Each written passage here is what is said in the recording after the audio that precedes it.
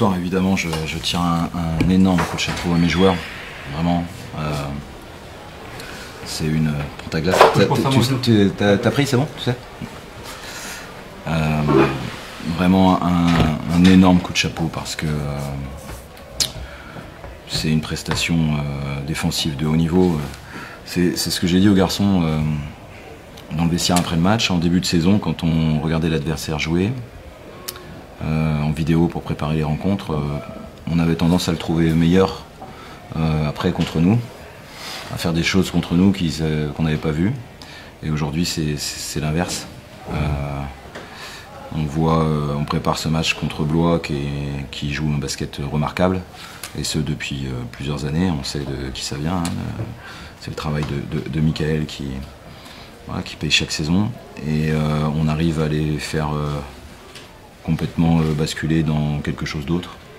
Bon, ce soir, c'est une prestation défensive vraiment de très très bon niveau. Pousser Blois à perdre 23 ballons. Et les pousser loin dans les possessions. On a stoppé ce qu'on voulait stopper la plupart du temps. C'est nos balles perdues qui offrent des points un peu plus faciles. Mais la défense de mi-terrain, elle est de haut niveau de Pro B ce soir. Et les balles perdues, elles sont... en première mi-temps, je pense qu'on aurait pu en éviter quelques-unes, mais la plupart des balles perdues, elles sont dues à la qualité défensive de Blois. Ce soir, on a deux grosses défenses. Nous, évidemment, compte tenu de l'absence de Ljubicic et de Zamora, on n'avait pas trop le choix, notamment avec l'absence de Jordan Zamora, parce qu'il est, au-delà du scoring, il est aussi créateur dans le jeu, et donc il nous fallait à la fois certains qui puissent un peu sortir du bois, c'est le cas de Neftali ce soir, mais aussi avoir une prestation défensive de haut niveau, parce que ce soir, on n'a pas Jordan, et puis on a Lionel Goudou qui met 2 points, 0 panier dans le jeu, donc voilà, c'est... Je suis très fier de ça parce que ça fait quand même maintenant pas mal de matchs où on n'arrive pas à être au complet. On a été paradoxalement beaucoup plus au complet en début de saison. Et depuis le mois de janvier, et qu'on est l'une des meilleures équipes de Pro B, on est très rarement au complet. On a été bousculé par le Covid, des maladies, des blessures, sans arrêt. Là on récupère Jordan, on perd Lubo l'entraînement d'hier, et puis Jordan est malade, on récupère Kendall. Bon, voilà. On arrive grâce à la profondeur de l'effectif et grâce à la progression individuelle aussi de certains, et puis le collectif qui se met en place, on arrive quand même à conserver des résultats qui font que ce soir, à 3 journées de la fin, on est 3e de Pro B, à égalité certes, mais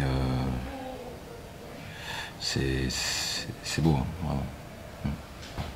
C'est magnifique, hein. C'est magnifique, et je pense que mes joueurs vraiment ils prennent un plaisir fou, quoi, à jouer dans cette ambiance, parce qu'en plus le public a compris quelque chose, c'est que il n'y a pas que les 3 points, que les dunks, il y a les joueurs qui plongent par terre, il y a les rebonds, il y a les stops défensifs, et donc le public reconnaît cela, et je pense qu'ils ont pris du plaisir ce soir, même si par moments c'était pas un très très beau match de basket, mais il y a eu beaucoup d'erreurs, il y a 44 balles perdues, c'est énorme, mais le public sait reconnaître ça, et aujourd'hui on a un soutien qui est magnifique et qui...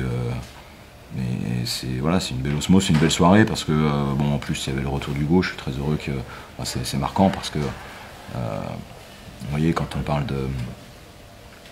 Ici, il faut être humble quand on vient jouer ici, et quand vous avez un garçon qui est meilleur marqueur de Pro B à 20 ans, ce qui n'a jamais été fait, qui part jouer en Nouvelle-Zélande, qui se prépare à aller dès lundi faire des workouts en NBA et qui le samedi vient à Saint-Quentin pour nous voir, pour rencontrer le public, ça montre un peu la qualité du bonhomme, quoi. Donc je suis content aussi que voilà, la soirée est parfaite. Voilà.